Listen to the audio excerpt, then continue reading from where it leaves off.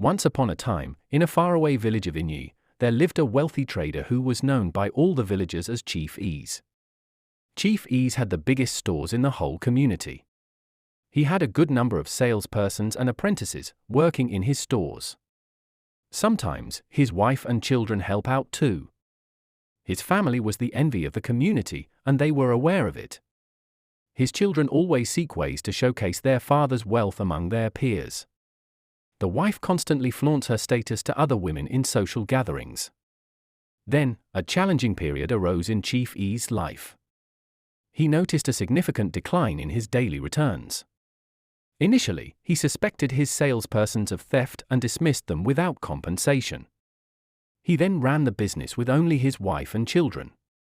But as the days passed, things only got worse. His store was nearly empty, yet he couldn't afford to restock.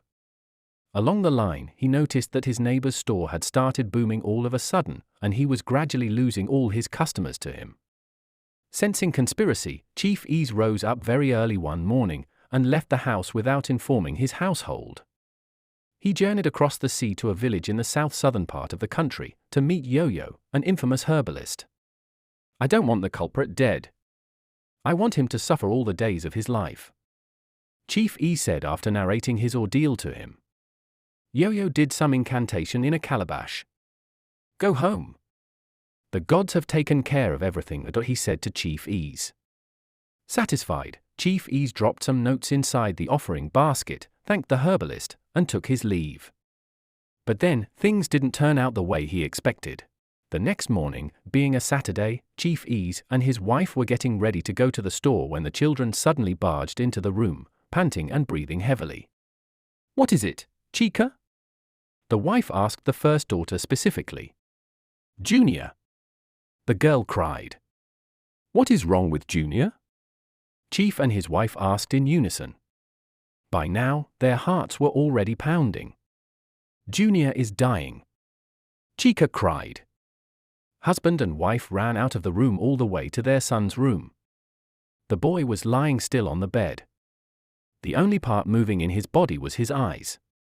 The woman began to cry. "My enemies have finally gotten to me. Daddy, please, do something," the girls cried.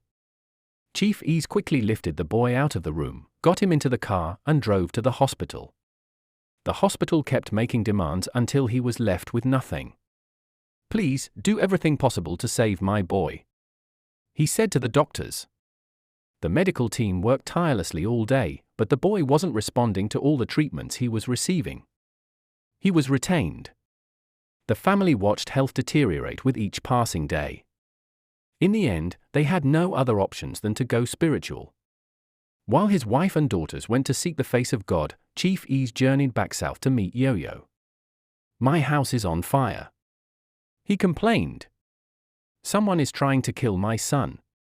My only son," he lamented. "What do you want me to do that person this time?" Yo-Yo asked. "I want the culprit crippled in both legs," Chief Ease demanded. Again, Yo-Yo did some incantations and assured him that the gods had taken over.